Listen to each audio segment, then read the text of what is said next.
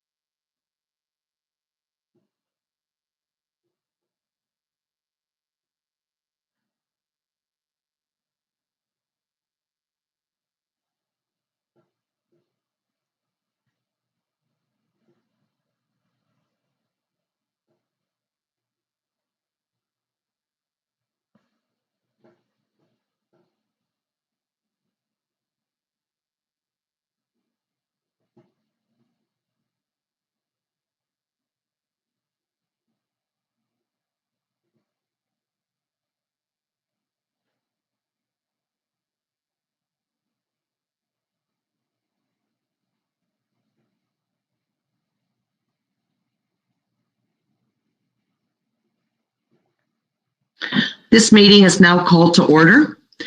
Good evening, everyone, and welcome to our council meeting. At this time, I would like to introduce our new CAO, Andy, and we'd like to welcome him on board to Aylmer. For roll call, everyone is present this evening, and we'll now take a moment of reflection and respect, please.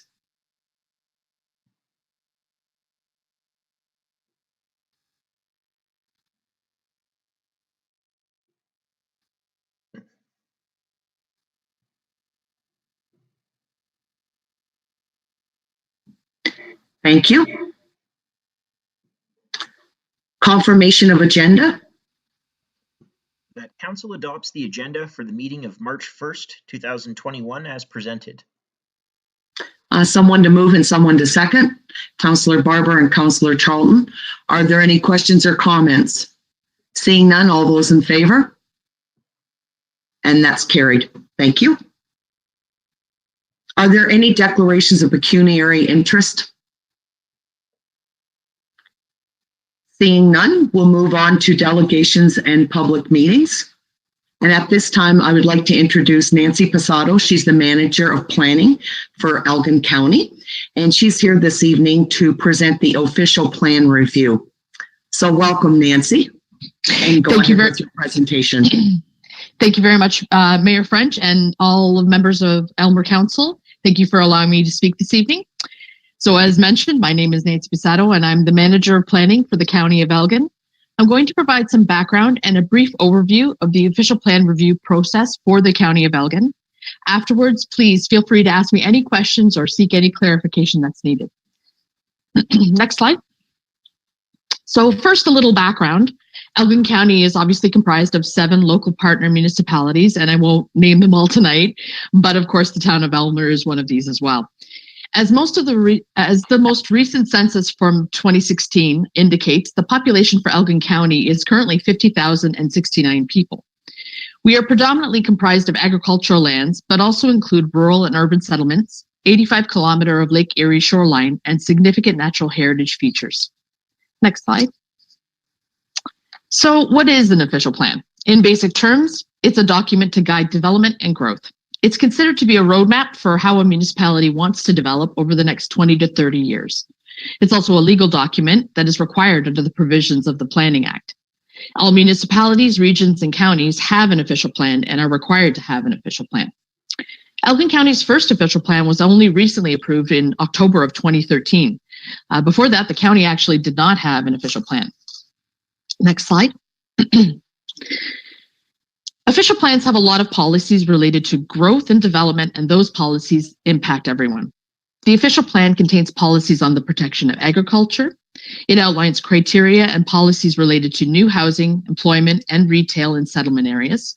It protects natural heritage features and functions, and it plans for county roads and other infrastructure that are necessary. Next slide. As per the Planning Act and the provincial policy statement, an official plan is required to be updated every 5 years. This ensures it reflects the changing needs of the communities, as well as ensuring that it meets all new relevant planning legislation, like this most recent changes to the provincial policy statement. Next slide. So these most recent changes to the provincial policy statement will necessitate changes to our own official plan. But other more recent legislation changes over the past 8 years include other topics which may also warrant a review and possible changes or additions to the official plan. So the county is undertaking a review of the population and employment projections and land needs assessment for the county and each of the local municipalities, which ultimately may result in settlement boundary expansions depending on the data that we do receive. There may be a review of the policies related to settlement expansions, including defining the term minor and looking at land swap considerations for local municipalities. For development, full services are still the main consideration, with minor infilling and rounding out when partial services are available. There is also the potential for local municipalities to consider communal servicing as an option. Indigenous consultation, source water protection, and climate change impacts will all be important considerations for this review. Recent legislation has made it mandatory for municipalities to permit secondary dwelling units, which will need to be reflected in policy. The Elgin Natural Heritage Study was completed in 2019, but the county plans on hosting a public meeting on the study, and this may also result in policy changes. A clarification on the condominium types and requirements for each may also be necessary through this review. And a review of severance policies to ensure consistent criteria across all municipalities will likely be needed. But is there anything else? Given Elmer's recent official plan review, is there anything we need to look at? Are there any policies that need clarification? Is there anything that needs to change? Next slide. So we are starting the review process, and we want people to connect with us and provide their comments on this very important first step. We have a dedicated webpage, which will be on the main landing site for all things official plan review, and we will regularly update it with any reports and presentations and any other information that comes out of the process. And we'll post all of our notices and let everyone know where we're at in the process on the webpage. We also have an email address. People can call with their comments, or they can provide comments through regular mail. We also have a survey available on our webpage, and we ask everyone to complete that survey. The deadline overall for receiving comments on the current official plan is April 15th. But the most important thing is getting the word out and connecting people with us. In terms of next steps, once the comment period is over, there will be a report to County Council on the issues and the scoping of the official plan review process. From there, this will inform the scope of our study and identify any other meetings, public meetings, or open houses that might be needed. Thank you all very much for your time tonight, and I look forward to working with Elmer Council on this very important project. And I'm available for any questions if anyone has any. Councillor Barber? You're on mute, Councillor Barber. My apologies. Thank you, Worship, to Nancy. Regarding provincial policies, what, if any, of the new provincial policies are most challenging or concerning to the county? That's a very good question. We did a report in August of last year, which outlined some of those provincial policy statements overall. Some of the changes with respect to the settlement boundaries, so that consideration, there used to be a set of criteria and that were required for any settlement boundary expansions, and generally it was only allowed through what was called a municipal comprehensive review. So at the time of like an official plan official plan review, you would look at a possible settlement expansion and you would look through the criteria that's required. But now they've introduced a new thing, which is a swap, which allows municipalities to consider swapping out lands potentially and adding lands into a settlement boundary, which is certainly something that I think has never been contemplated before. So we're really trying to wrap our heads around if there's any criteria that we can kind of look at with respect to that, and how to capture that in policy to make sure that it's fair across the board for all municipalities to consider doing something like this as well. So that's going to be a key consideration, as well as climate change overall.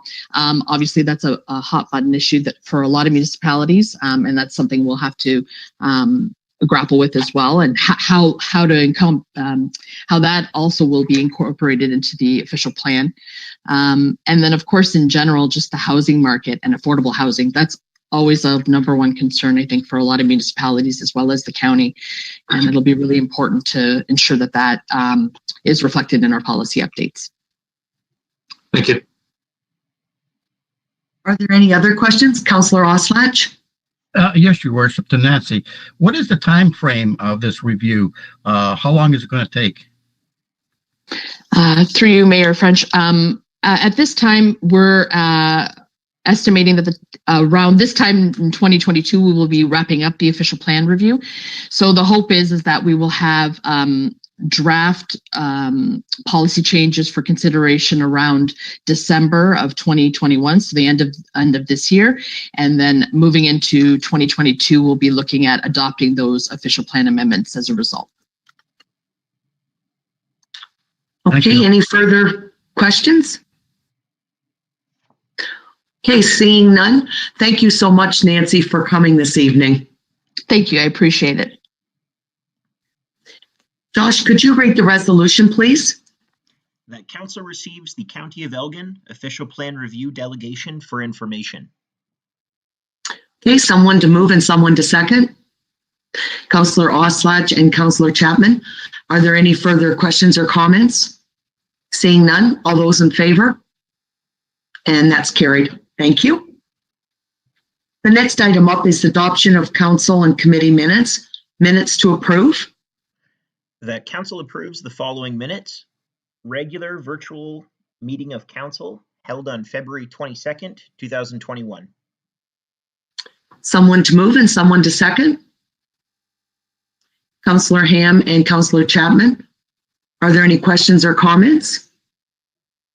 Seeing none, all those in favor? And that's carried. Thank you. The next item up is the consent agenda. That items 7.1 to 7.4 of the March 1st, 2021 consent agenda be adopted as presented, with actions to be taken as noted.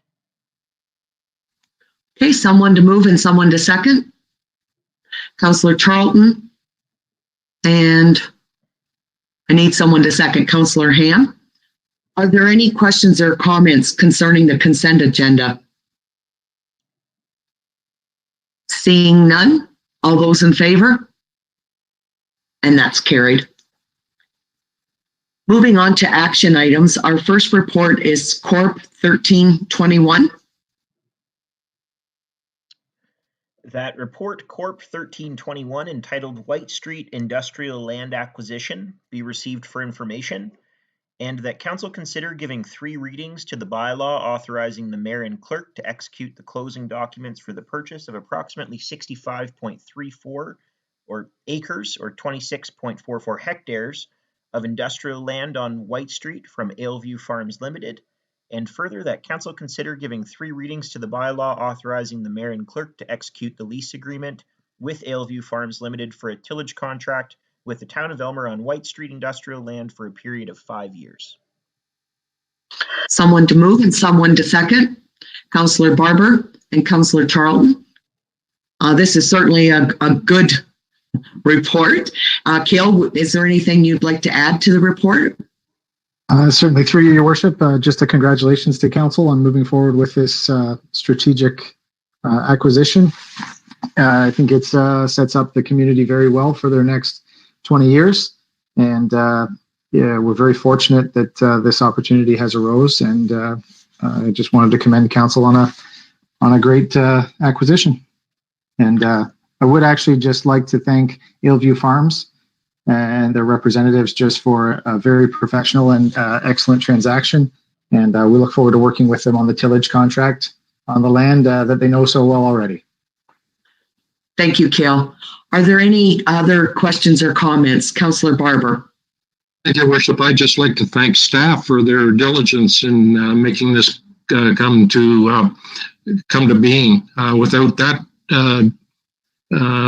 focus, it never would have happened. Thank you. Thanks, Councillor Barber. That's excellent. Anyone else have any comments?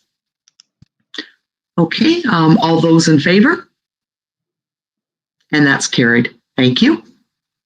The next item up is Corp 1421.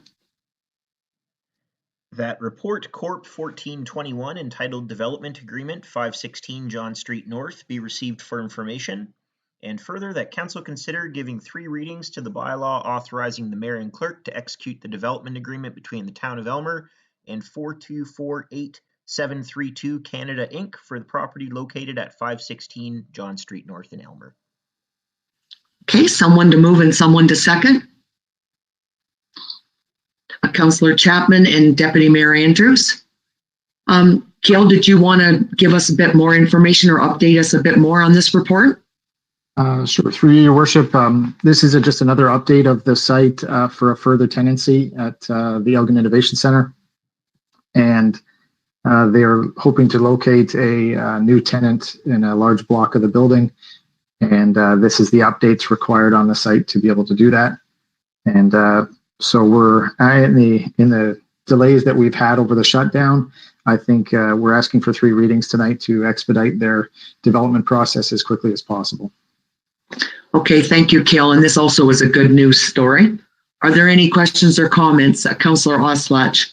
Yes, Your Worship. To Cale, isn't this the same development agreement that we had trouble with a couple of years ago? Through your worship, certainly any property this size has a level of complexity that is a little bit different than a standard greenfield development, which we've grown accustomed to in the industrial park. This application just has a lot of changes in it when it moves from a single tenant to multiple tenants. So as an example, this part of the building, which is being redeveloped, was prior to this, it wasn't really accessible from an outdoor door or from a fire route. So some of those updates that are going on now, it's certainly complex. It's certainly difficult because the building changes each time you cut a block out of the middle. That's the only way I could kind of describe it. Once you put a barrier that says that's a tenant space, the flow through for all the other tenants is no longer possible because that's a dedicated tenant space. So it's kind of like selling off your kitchen. And if you can't go through your kitchen to get to the garage anymore, you kind of got to rethink of how you get to the garage and how the garage works. So that's the best analogy I can give you, Councillor Oslich. But when you have 800,000+ square feet, it is a difficult task. And we appreciate that the applicant's perseverance on getting the site safe for their tenants. Thank you, Cale. Are there any further questions or comments concerning this report? Okay, seeing none, all those in favor? And that's carried. The next item up is new business and matters of urgency.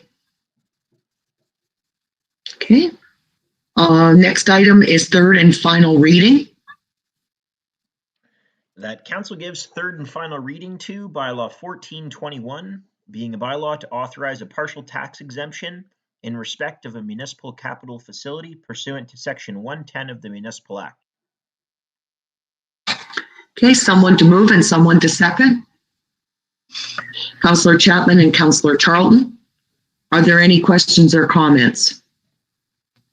Seeing none, all those in favor?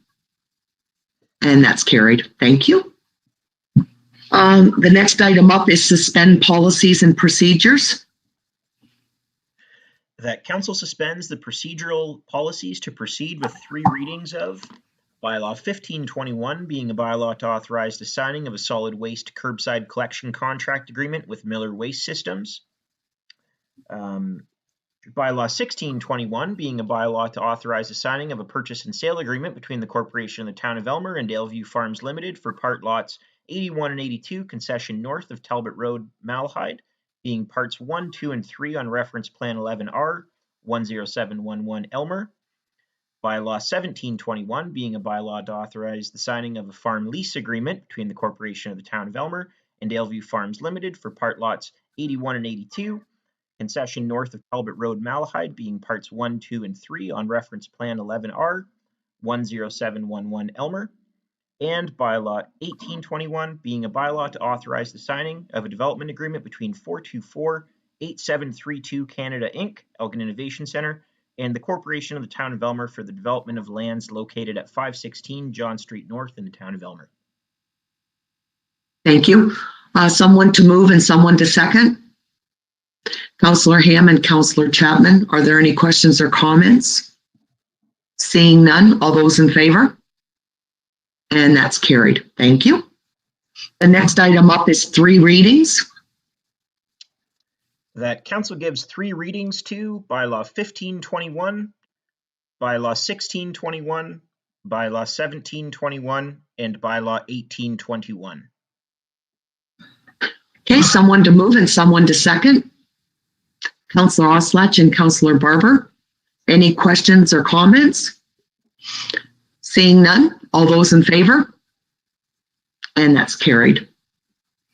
The next item up, inquiries by members. Councillor Oslach. Yes, Your Worship. To Kale, when are we going to commence budget deliberations? And if so, when will the department heads do their presentation? Through you, Your Worship, we discussed that with our new CAO today.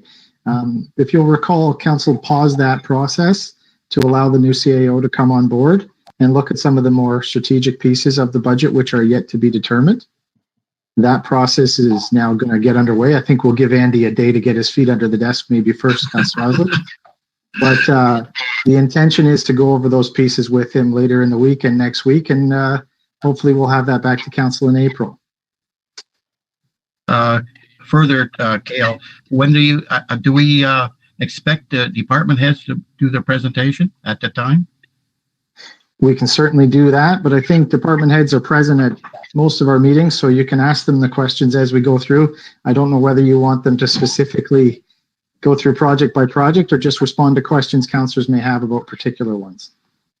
Well, I thought we were going to have each department head present their budget, and so we could question the actual items in the budget.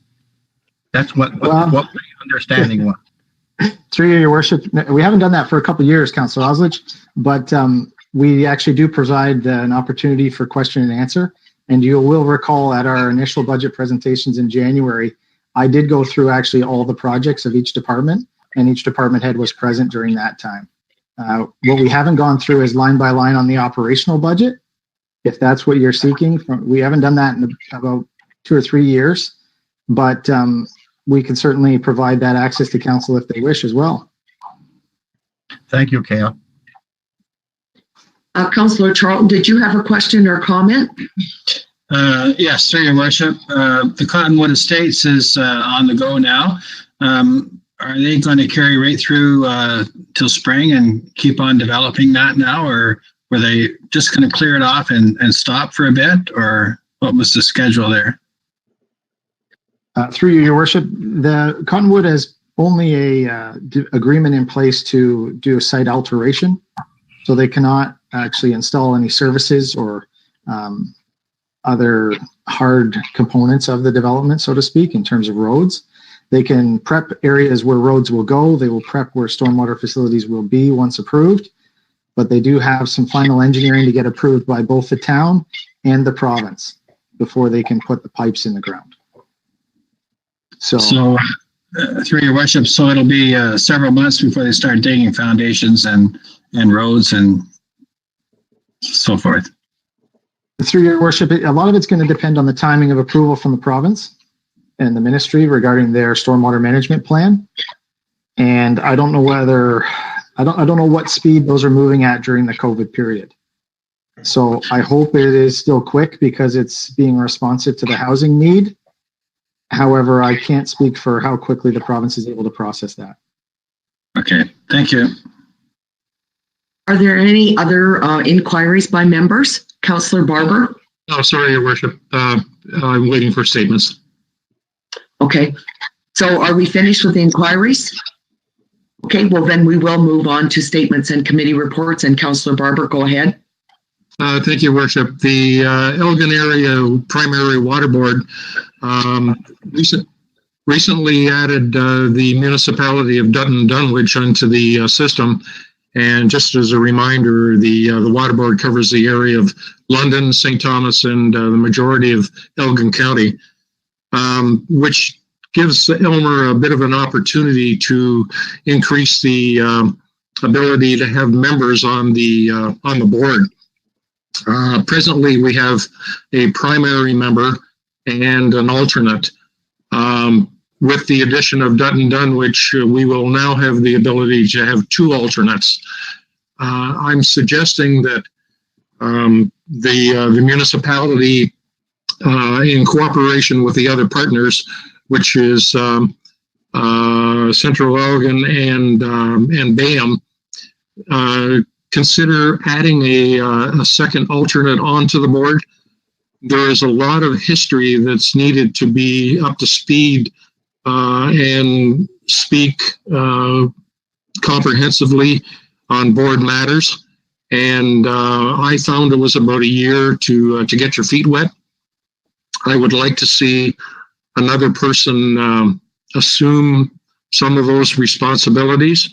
So when and if the time is ever there that they're good to go and can speak with some kind of background knowledge on board matters. Secondly, the board has gone through a year with 100% compliance, no complaints, no water quality issues, which is quite remarkable considering the volume of water that is processed for those member municipalities. And thirdly, we've got $44 million worth of construction on the go at the present time, on budget and on time. And that in itself is a good news story. Thank you. Thank you for that update, Councillor Barber. That was very thorough, and thanks for all that information. And I'm sure that we can look into getting another alternate on the board. Are there any other statements from members? Councillor Charlton. Through your worship, just a comment on Councillor Barber's report. You water guys must have a whole list of phrases that you use. You talk about a new board member getting his feet wet. Really? Thank you. We'll speak later, Councillor Charlton. Are there any further statements? Okay, there's no report of the mayor this evening. Notice of motion? I don't believe so. So the next item up is meeting closed to the public. That council moves into a meeting closed to the public at 7:26 p.m. for the purpose of considering advice that's subject to solicitor-client privilege, including communications necessary for that purpose. Someone to move and someone to second. Councillor Ham and Councillor Charlton, are there any questions or comments? Seeing none, all those in favor? And that's carried, and we'll just take a couple of minutes to move into closed session. This conference is no longer